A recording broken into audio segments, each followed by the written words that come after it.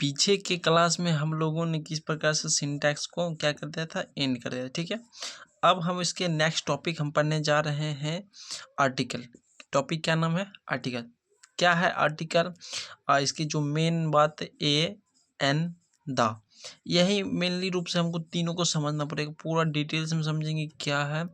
और जब ये इसका हम यूज़ सीख लेंगे तो हम बोलेंगे आर्टिकल मेरा एंड हो गया, ठीक है।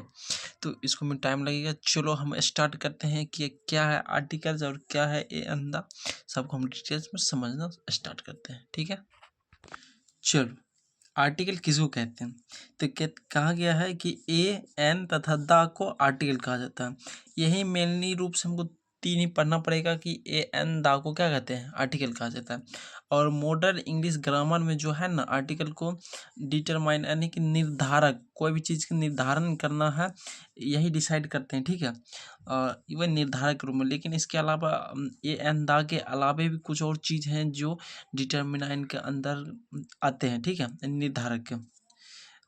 तो मान चलो कि मान चलो कि ये तुमको समझ में नहीं आएगा, तो कि सेंटेंस हम समझते हैं पहले। कुछ सेंटेंस यहाँ पर दिया हुआ है, उसके बाद हमको पता चलेगा आगे। हमको कहता है सी हैज ब्लैक डॉग, मतलब कि उसके पास क्या है, एक ब्लैक कुत्ता है। तो यहाँ पर हम ए दे देते हैं, ठीक है। I want to become dash engineer, मतलब कि मैं एक इंजीनियर बनना चाहता हूँ, ठीक है। तो यहाँ पर एन इंजीनियर, अब देखो you should read dash Ramayana the Ramayana. अच्छा यहाँ द आ गया, यहाँ एन आ गया, यहाँ ए गया, क्या मतलब है, क्या मकसद है, इसी चीज़ को हमको आगे पढ़ना पड़ेगा। तो जो ऊपर ऊपर में जो सेंटेंस दिया हुआ है ना, ए एन द, सेंटेंस में जो ए है एन है द है, इसी को क्या कहा गया, आर्टिकल कहा गया, ठीक है। इतना लिख लेना है, उसके बाद लिखना है, ठीक है। चलो उसके बाद क्या मतलब पॉइंट में लिख लेना है कि आर्टिकल के अलावे कुछ और भी डिटर्मिनेंट माइनर है, जैसे कि मान चलो this, that, this, those, all, some, any, may, my, his, your, इस प्रकार से और भी ये सब क्या है, निर्धारक के रूप में है। अब मेनली रूप से हमको दो पढ़ना ही है आर्टिकल। तो चलो स्टार्ट करते हैं हम आर्टिकल को, ठीक है। आर्टिकल दो प्रकार से होते हैं, जो ए एन द हो है उसी को हम दो भाग बांट दिए हैं। एक जो आर्टिकल है उसको बोलेंगे डेफिनेट आर्टिकल, डेफिनेट में रखेंगे only for one the, indefinite article में रखेंगे ए और एन, ठीक है। चलो इसके हमको पहले सीखेंगे इसके बारे में, फिर इसके बारे में आगे हम रूल पढ़ेंगे, ठीक है। पहले इसके बारे में जब तक क्लियर नहीं हो जाएगा, क्या ये बड़ा कन्फ्यूजन है दोनों का दोनों, ठीक है। तो चलो हम पहले इसको लिख लेते हैं थोड़ा सा इसके बारे में। देखो जैसे कि यहाँ पर ए एन के बारे में हम वो लिख रहे हैं थोड़ा सा, कि ए एन का शाब्दिक अर्थ जो है ना वो क्या होता है, एक या फिर कोई होता है, ठीक है। किंतु किंतु दा का जो शाब्दिक अर्थ जो है कुछ भी नहीं, दा का कोई मतलब नहीं, सिर्फ लगा दिए हैं शब्द को थोड़ा सही करने के लिए। आर्टिकल जो है ना वो अगर नाउन में आ गया तो वो डिसाइड करता है कि डिफिनिट है या कि इनडिफिनिट है, ये बनाने में थोड़ी सी मदद मिल जाती है, ठीक है।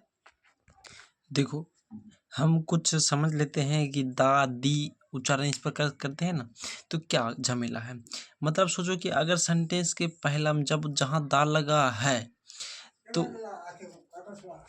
देखो अगर सेंटेंस कॉन्सोनेंट से शुरू हो तो दिमाग में ये रखना है जो दा रहेगा ना तो उसको हम दा का दा ही पढ़ेंगे, ठीक है। और लेकिन यदि वॉवेल से शुरू हो तो हम क्या करेंगे, तो बोलेंगे कि उसको हम दा को दी पढ़ेंगे।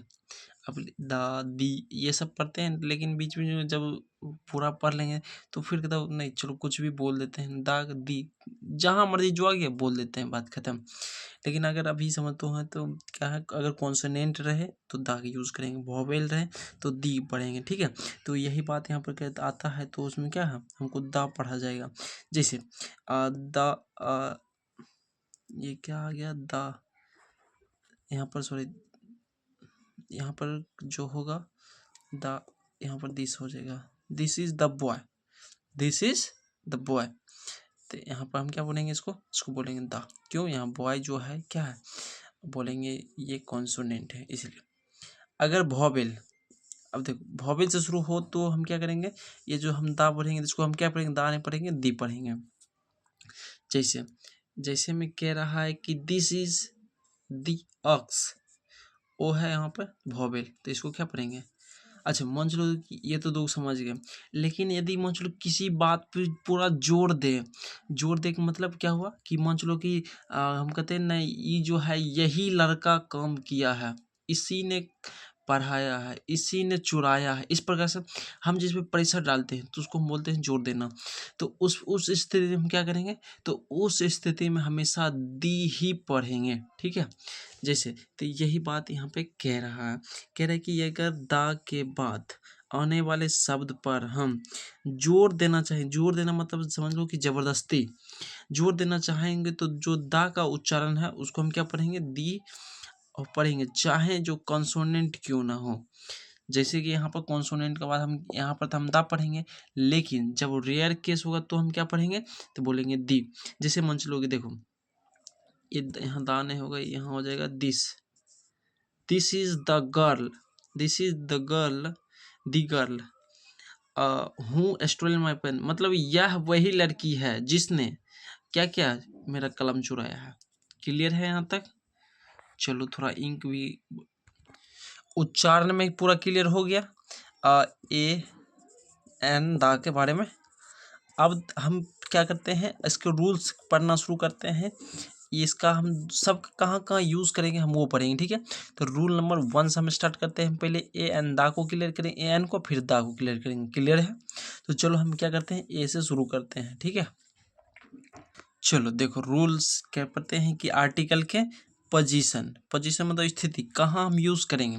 तो पहला रूल जो कहता है वो समझे, कहता है कि आर्टिकल के जो प्रयोग है ना हम नाउन के पहले करते हैं। जो भी दुनिया में नाम है हम पढ़े थे, अगर उसको हम गिन पाएंगे तो उसके हम पहले क्या लगेंगे, ए एन। क्लियर है। तो देखो यहाँ पर ऑक्स है, ऑक्स, अब इस पे डिपेंड ए या एन उस वो तो उच्चारण पे डिपेंड करेगा। तो चलो हम पहले इसको अभी भर देते हैं, तो ये बोलेंगे ये नाउन है, तो बोलेंगे हाँ। तो इसमें हम क्या लगते हैं, ये डॉक्टर है यानी कि नाउन है, बोलेंगे हाँ, ठीक है। क्लियर है, समझ आए इतना। नाउन के पहले हम क्या लगेंगे, आर्टिकल ए या एन, तभी लगाएंगे तो हम कुछ अलग ही चलेगा वो। रूल नंबर 2, अगर मान चलो कि नाउन के पहले कोई एडजेक्टिव आ जाए, क्या आ जाएगा, एडजेक्टिव, तो हम क्या करेंगे, तो बोलेंगे नाउन के पहले जब एडजेक्टिव आ जाएगा तो एडजेक्टिव के पहले हम लगाएंगे। समझ में आ रहा। जैसे देखो यहाँ पर कहता है कि सी हैज ओल्ड पेन, पेन क्या है, बोलेंगे नाउन, ओल्ड क्या है, ये तो बोलेंगे एडजेक्टिव है। जब एडजेक्टिव है तो इससे पहले ए लगा देंगे, इसके अनुसार, ठीक है। अब देखो यहाँ पर क्या हो जाएगा, यहाँ पर हो जाएगा एन, ओ है इसीलिए एन, डैश गुड, ये बॉय क्या हो जाएगा, बोलेंगे नाउन हो जाएगी, ये क्या हो जाएगा, एडजेक्टिव हो जाएगा। तो इससे पहले क्या लगेंगे, ईएस के अनुसार यहाँ पर है जी, तो गुड ए। क्लियर है। अगर ये फिर भी अभी समझ में नहीं आएगा तो थोड़ा और हम पढ़ेंगे तो धीरे धीरे समझ में आ जाएगा, ठीक है। चलो ये रूल नंबर 3 कहता है कि यदि कोई नाउन के पहले एडजेक्टिव और एडजेक्टिव के पहले कोई अगर एडवर्ब आ जाए तो क्या करेंगे, बोलेंगे एडवर्ब के पहले हम क्या करेंगे, आर्टिकल की यूज़ करेंगे। अगर नाउन रहे तो उससे पहले, एडजेक्टिव रहे तो उससे पहले, एडवर्ब तो उससे पहले, यानी कि पहले हम यूज़ करेंगे, ठीक है। जैसे देखो कहता है कि he is dash very good man, boy, ये क्या हो जाएगा, नाउन, ये क्या है, बोलेंगे एडवर्ब, ये क्या है अति एडजेक्टिव, ये क्या है एडवर्ब। क्लियर है। तो इससे पहले हम क्या लगाएंगे, तो बोलेंगे ए, और ये डिसाइड करेगा वेरी पे भी, ठीक है। He is the extremely cruel, मतलब उच्च स्तर के क्या है, क्रूएल मैन है। तो यहाँ पर देखो ये किसके अनुसार लगाएंगे, तो यहाँ पर जो ई है उसके अनुसार, ठीक है। तो बोलेंगे ए तो वोवेल है, तो बोलेंगे एम एन, ठीक है। समझ में आ गया रूल। चलो रूल नंबर नेक्स्ट कहता है ये कुछ वर्ड है इसको याद रखना पड़ेगा, तो आगे जो है ना बहुत ज़्यादा काम करेगा, ठीक है। जैसे ऑल, बोथ, सच, डबल, हाफ, ये जो वर्ड हम बोले हैं ना, ये वर्ड याद रखना थोड़ा, ठीक है। इसके बाद कोई ना कोई जो है आर्टिकल आता है, ठीक है।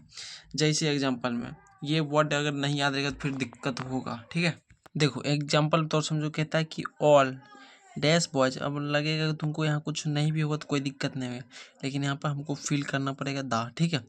ऑल द बॉयज हैव, क्या सब क्या हो गया, पास हो गए बॉयज, ठीक है। तो you will meet you office half hour. अच्छा यहाँ पर हावर है तो यहाँ पर लगता है कि ए भराएगा, लेकिन ए बिल्कुल नहीं भराएगा, एन आवर क्यों होगा, थोड़ा सा और भी हम ज़्यादा अब पढ़ेंगे तो क्लियर होगा, ठीक है। Both these the red pens are red, तो द पेन्स, ठीक है।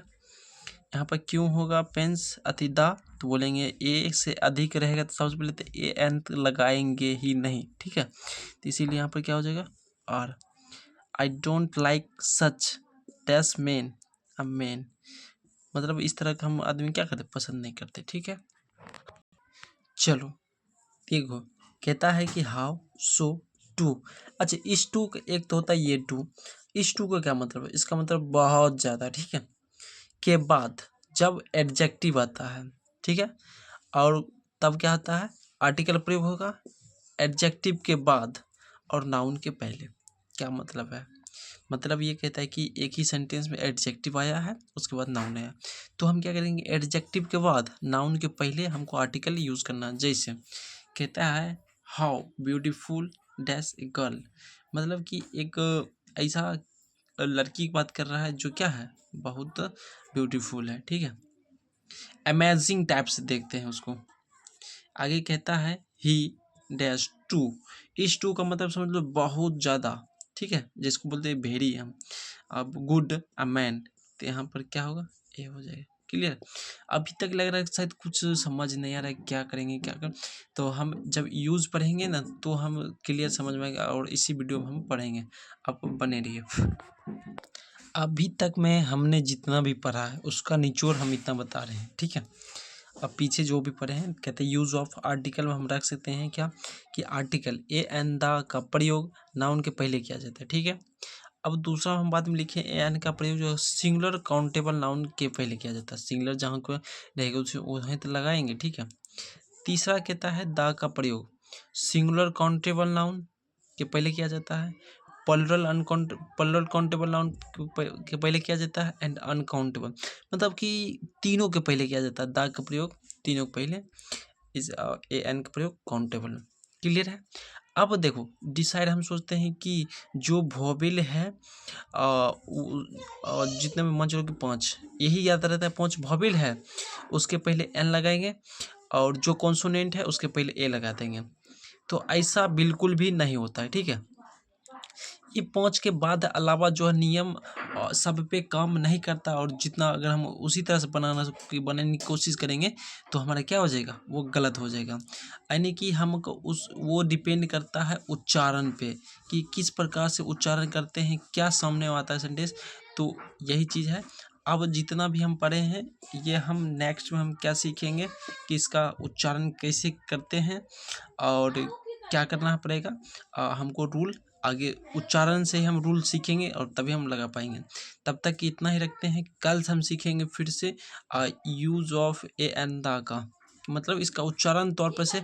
हाँ फिर हम क्या करें, क्वेश्चन का प्रैक्टिस करेंगे। अभी तो बिल्कुल भी क्वेश्चन का प्रैक्टिस नहीं किया हम, आगे हम करेंगे। तब तक इतना ही रखते हैं, नेक्स्ट वीडियो में हम आपको सिखाएंगे कि इसका उच्चारण तौर पर से कैसे बनाया जाता है, ठीक है। चलो धन्यवाद।